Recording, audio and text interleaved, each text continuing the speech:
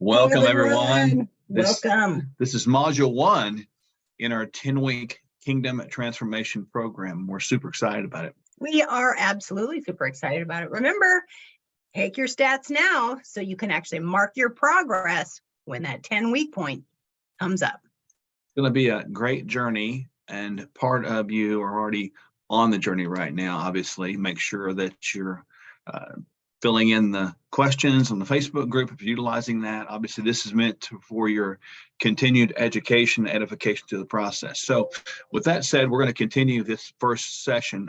As a reminder, let me get through here and kind of advance this thing, right? These are the 4 lessons that we're going to have today. Lesson 1, number 1, body composition versus weight loss. Number 2, keys to fat loss and muscle retention, lean muscle retention. And number 3 will be principles of fasting. We'll talk about intermittent fasting, longer-term fasting benefits. Maybe there's some liabilities there. We'll talk about that in lesson 3. And then in lesson 4, we're going to talk about exercise and movement keys, how to move more and sit less, because we know sitting is the new smoking. So here we go. Body composition versus weight loss, lesson 1. Yeah, why is that so important? We get so obsessed with this thing we call the scale. And don't you know that it's very important to know the type of tissue that you're made up of? Are you made up of yellow fat? The majority of that weight, is it yellow fat, or is it lean body mass, which is agility? And we want to be strong and agile through our life. How many of you would go into this particular program that you're in right now and you would say, well, I want to lose some weight? Okay, we all recognize when we have excess weight, or maybe let's say it for what it is, excess fat. But is it healthy to use the scale as our metric of measurement? No, the answer is no. The scale just simply tells you how many pounds or kilograms you are, but it really doesn't tell you the details of what's underneath your skin. Lean mass, fat mass, intracellular, extracellular, water. So you really don't have any idea what you're losing or gaining unless you understand body composition as a whole. And case in point, our scale story real quick, a lady walks by me one day in the hallway, exchange pleasantries, she's doing great, having a good day. I get halfway down the hallway and I hear her say, oh my goodness, I'm so depressed. And then I turn around, she's happy to be standing on the scale. Well, that didn't sit right with me. So I took her back, put her on the body composition, found out that she was up 3 pounds in lean body mass, down 2 pounds in fat, for a net increase in scale weight of 1 pound and a net decrease in her percent body fat by 1%. So she actually got better, but the scale said she got worse. So that's not what we want. And so scale weight used appropriately can be a benefit. So that's what this whole lesson is about, to sort of work you through the process of what that scale weight says and what it doesn't. Yes, we want to lose some excess fat weight, but we do not want to lose any muscle tissue. We want to gain muscle tissue. We want to lose excess fat. So the question is, which tissue weighs more?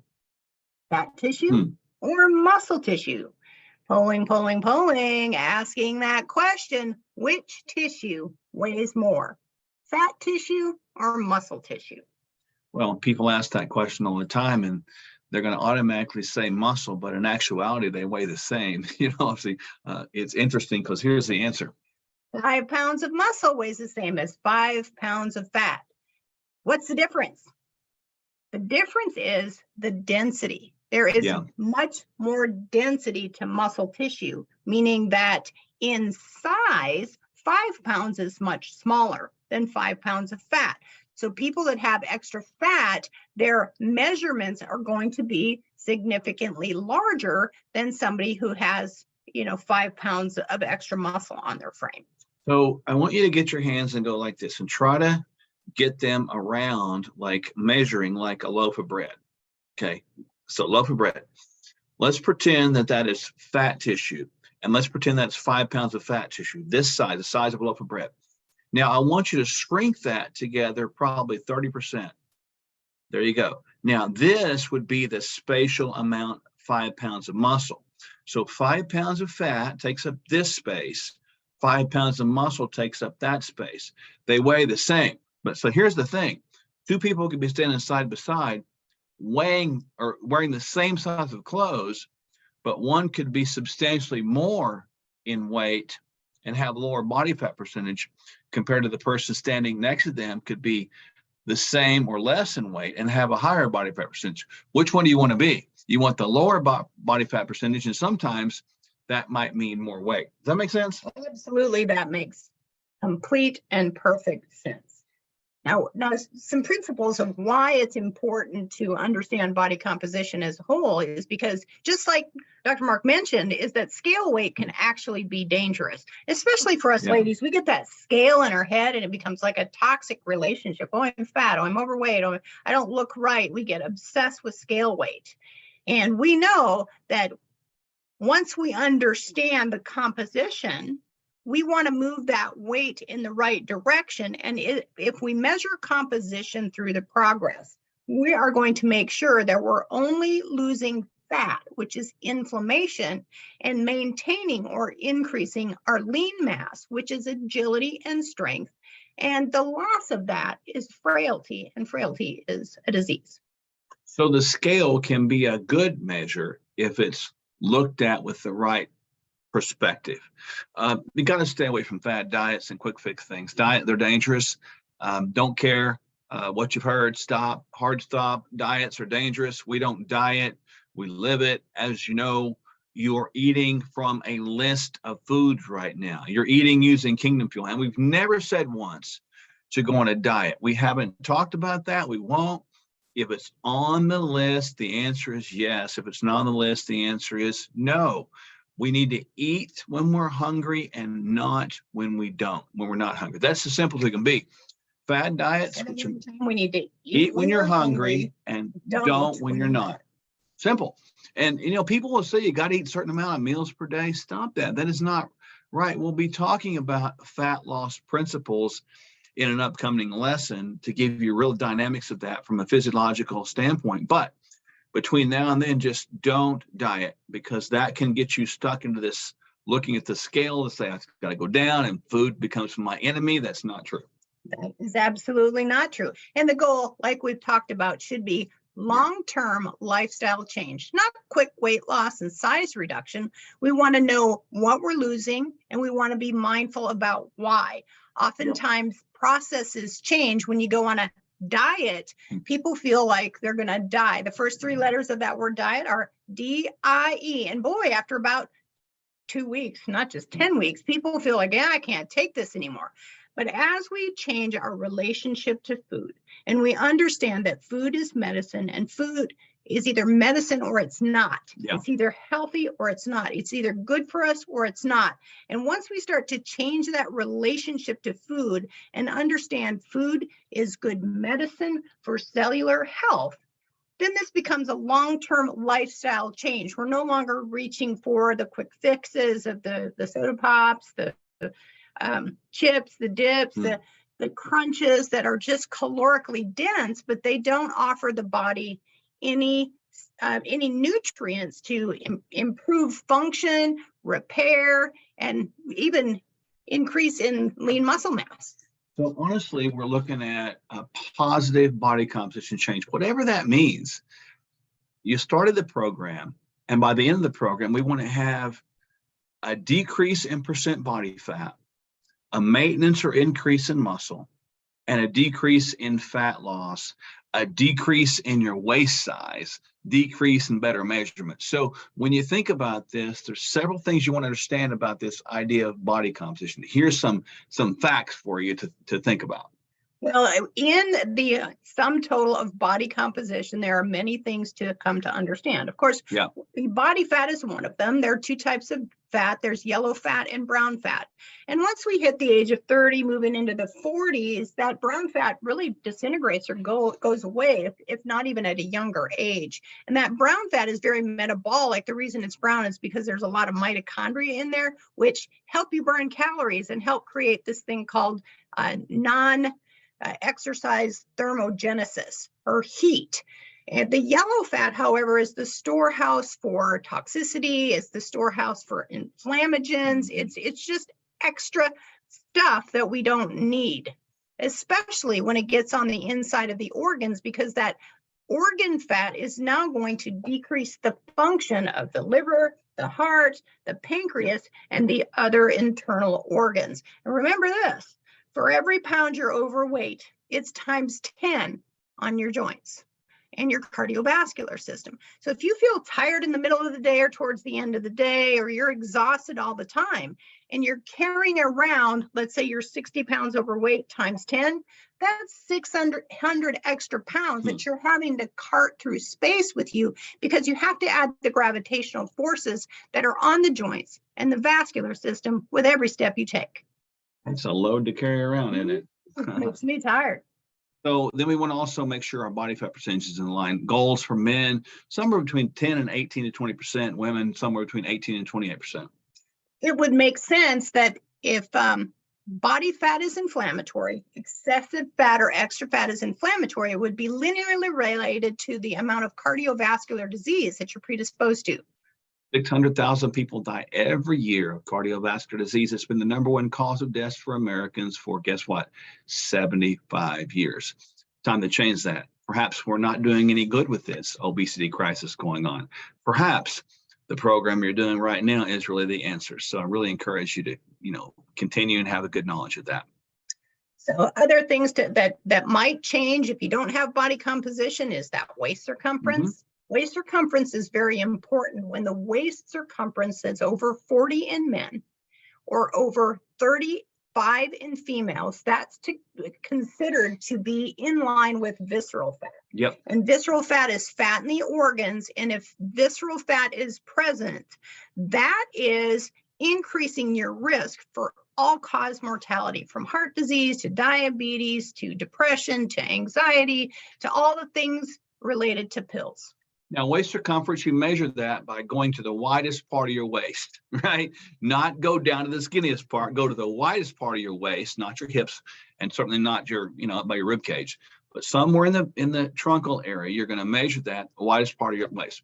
Waist to hip ratio is important. Men, you do not want to have greater than a 1-to-1, meaning your waist should not be bigger than your hips. In other words, if your waist was 1.25 ratio to 1, that would mean you got too much fat in the belly. Women, somewhere between 1 and about 1.2, 1 and 1.2 or 1. Women should be 0.8. Or yeah, 0.8. If you reversed it, okay, less than 0.8. So that means the hips would be a little bit wider than the waist as a general rule. And if you flip that around the other way, it would be like 1 to 1.15 or something like that. Yes, that's inverse right. Relationship. Let's just think about body fat. If it's inflammatory, again, it's holding that toxic load. It becomes its own endocrine organ, and it sends all of these misleading signals out into the body, setting the immune system upside down. So think of fat as inflammatory and something that needs to be modulated, controlled, understood, and taken care of. Yeah, BIA you see down there in the lower left box, body or bioimpedance analysis. This is what we have, this bioimpedance analysis we have in our office, which we'll show you a picture here in just a second. Body composition. We send these electrical signals through your body, and they measure the amount of impedance they have with different tissues, so we can really determine the difference between water and fluid distribution and fat distribution, et cetera, muscle. So it's really good. So that's a really good way to measure it. But understanding these body composition facts are really, really important to give you some freedom from those scales and really give you good perception and good idea of how to use it. So here is some muscle facts. Remember, 1 pound of muscle is the same as a pound of fat. Pound per pound, they're the same. Yeah, don't get fooled by that. Muscle weighing more than fat. Now, it is, as we've said, more metabolic. In other words, it does use more energy. So the more muscle you can maintain, the faster the metabolism would work, which would be a good thing. You want to always work on improving your metabolism. That is good. Work on keeping it up there. That's good. Metabolism could be defined as the speed at which you're utilizing energy, right? And you want to speed that up over time. And you know what? It does slow down with age, but you don't have to think that it can't speed back up, because we've seen it go from slowing to faster as we age. That's true. One of the reasons that it's slowing is that muscle is very dense in these things called mitochondria. What are the mitochondria? They are the powerhouse of the cell, and that's what burns the calories. That's what at the end of the day gives you energy. And if you're not using your muscles, your mitochondria are undergoing fission, meaning they're breaking down, they're degenerating, they're degrading, instead of fusion, which means they're growing, they're getting bigger, they're able to make more energy for you. So as you work on muscle growth, you're improving your body's ability to retain mitochondria and even grow those mitochondria. So you make more energy, you burn more calories, and you feel better at the end of the day. Yeah, when you think about bone density, how does muscle tie to bone? Well, bones actually move muscles by pulling the bones. Muscles don't push, they pull. So muscles are attached to bones by tendons. And when the muscles shorten or pull, they begin to pull bones and the tendons grab them. The more we move bones, the better the bones do. Every time we move a bone and put resistance on it, the bone says, hey, I don't want to break, so I need to create more mineralization of that bone. So I need to make more of these osteoblasts, which are these bone cells that build. Pretty cool. So you want to have more bone building than bone loss, and you want to have more muscle building than muscle loss. Pretty cool. So that's where muscle can come in and help you build bones. Yes. Now, before we go to the next slide, let's get our model on board. This is our muscle model. This is our fat model. Muscle model, fat model. They weigh the same. Which would you rather be? Be muscle. There you go. Pretty easy. Food intake is a driving force to effective fat loss. So what you put past your pie hole, what's at the end of your fork, we call them fork curls, is very important for long-term health. And as we get a little bit older and the mitochondria decrease, if we're not exercising, and especially if we're not giving them the right nutrients to survive, that's right, mitochondria are dependent upon the right nutrients to actually generate energy for you. It's not just proteins, carbohydrates, and fats. We have to have all the right micronutrients. That's where that kingdom fuel comes in, is to help feed those little mitochondria so that you can live it, not diet. That is the key. If we get into excessive weight loss, boy, that can become a problem. Individuals think, well, I can go to the pizza buffet, or I can go to the ice cream parlor and I can exercise off this weight. Well, it doesn't work like that, because there is no nutrition in those extra calories. It's empty calories, and your body has to use them once the glycogen in the muscle is full. And the muscle bellies are full of glycogen. Once the liver is full and the muscle bellies are full, then those extra calories have to go somewhere. Where are they going to go? They're going to go around your waistline, and you're going to deal with that. And that increase is going to be incremental until we actually put lifestyle in place. Remember, it's not about a diet. It's about a long-term lifestyle change, which is what this 10-week transformation is helping you understand. And what you see pictured there is a body composition machine, which does that bioimpedance analysis that we talked about earlier. This is like the one we have in our office. So if you live near or in the Tulsa area during this program, you can come by anytime you want and get this done.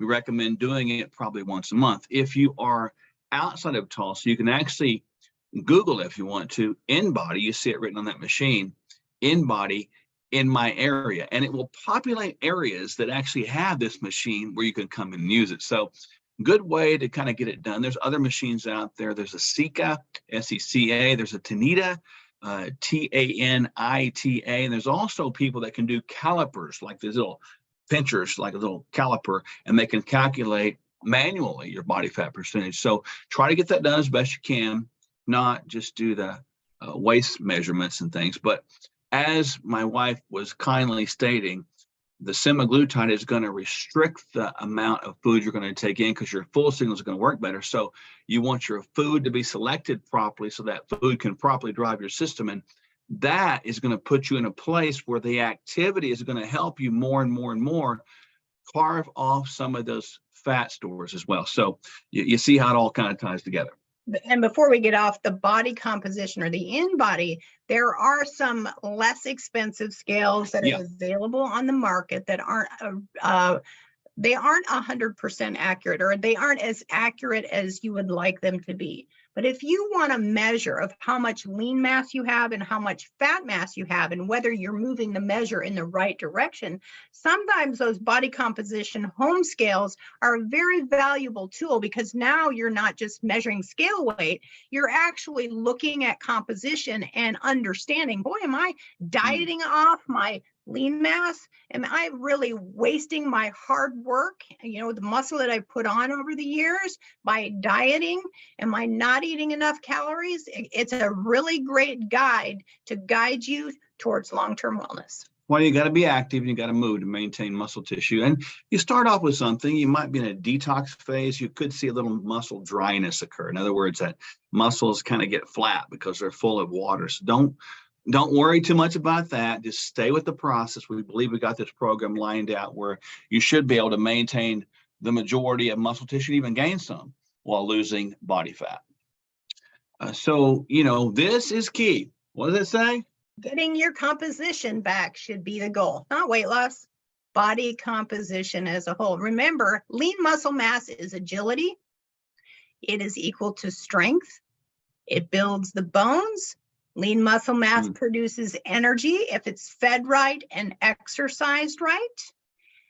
That is agility and strength. The loss of that then would be frailty, and frailty is a disease. So make it your goal to understand your composition and get your body composition right. That's right. Very important. Get the body composition to goal. Now, next up in module 2, we're going to give you some more keys to fat loss and muscle retention. We've kind of led it up to this point. So remember, muscle, fat, muscle, fat. Stay off of the scales unless you know how to read them appropriately. That'd be like going to a foreign speaking country and trying to understand it without ever taking one lesson. So really utilize this appropriately, and we hope this module has been very helpful. Next up is fat loss and muscle retention, right? Good. We can't wait to see you next time on your 10-week transformation journey. It's going to be great. We appreciate you guys very much.